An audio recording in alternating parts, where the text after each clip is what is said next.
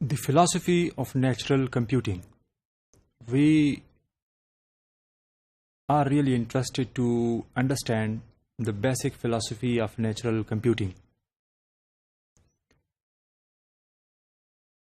If we are studying some phenomena of nature and working in the field of natural computing,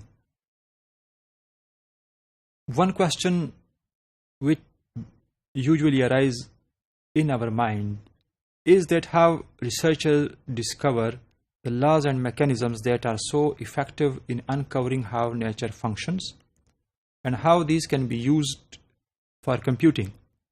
Now this is a very basic and usual question جو ہمارے یا آپ کے ذہن میں عام طور پہ پیدا ہوتا ہے کہ کیسے ریسرچرز نے یہ کیا یا کیسے انہوں نے ان چیزوں کو انڈرسٹینڈ کیا اور کیسے وہ جو اچیومنٹس ہو چکی ہوئی ہے یا جو ہم اسٹڈی کر رہے ہیں ان کو کیسے پاسبل بنایا. اور اس پرابلم کو اگر ہم انڈرسٹینڈ کر لیں تو ہمارے لیے یہ بہت آسان ہو جائے گا کہ نیچرل کمپیوٹنگ کے فلسفی اور اس کی ورکنگ اور بیہیویئر کو انڈرسٹینڈ کیا جائے اور اس کو یوز کیا جائے جو کہ ہمارا میجر آبجیکٹو ہے.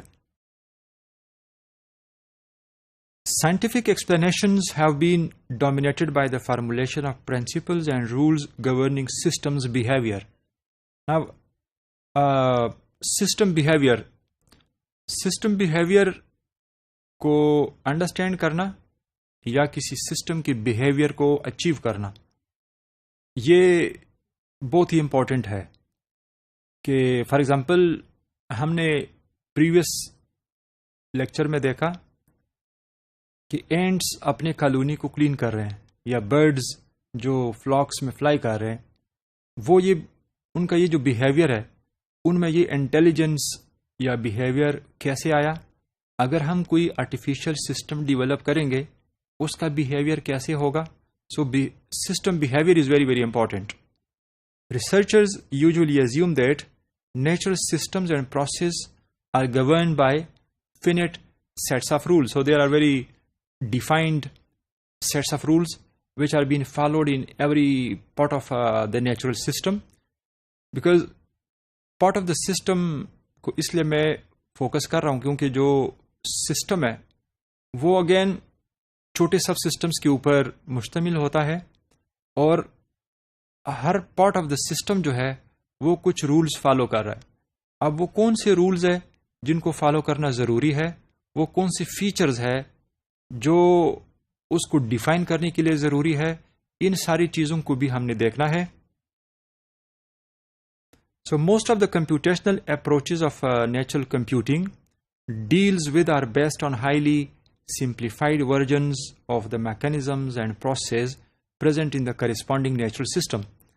کہ جس سسٹمز کو فالو کر کے جو آرٹیفیشل سسٹم بنایا گیا ہے تو چونکہ اس کا بیس جو ہے اس کی بنیاد اس نیچرل سسٹمز کے اندر ہے تو اس نیچرل سسٹم اور اس کے پروسیسز وہ کیسے فنکشن کرتے ہیں ان کے کچھ فیچرز اور کچھ بیہیویئر کو ہم اپنے آرٹیفیشل سسٹم میں ایڈ یا انٹیگریٹ کرنا چاہتے ہیں اور اسی طرح کا سسٹم اچیو کرنا چاہتے ہیں جو کہ ہمارا آبجیکٹو ہوتا ہے.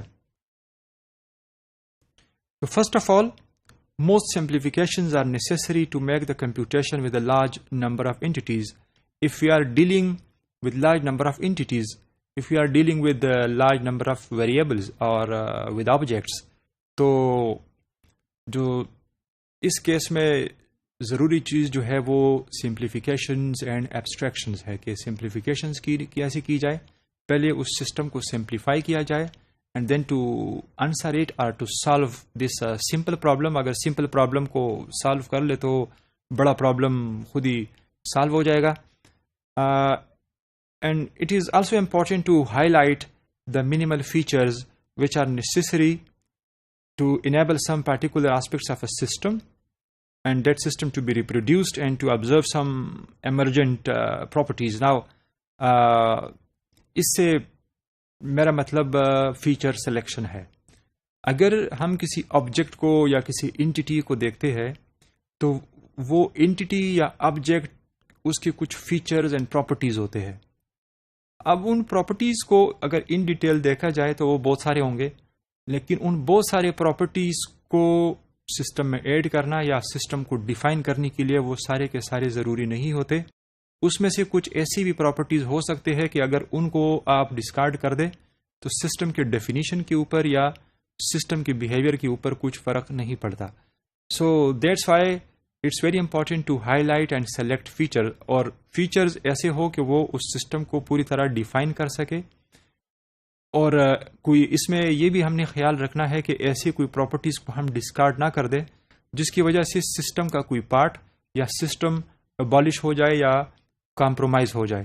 سو سسٹم کے لیے یا سسٹم بیہیویئر اور اس کو پرفیکٹلی ماڈل کرنے کے لیے فیچر سلیکشن جو ہے، this is one among the vital steps, feature selection.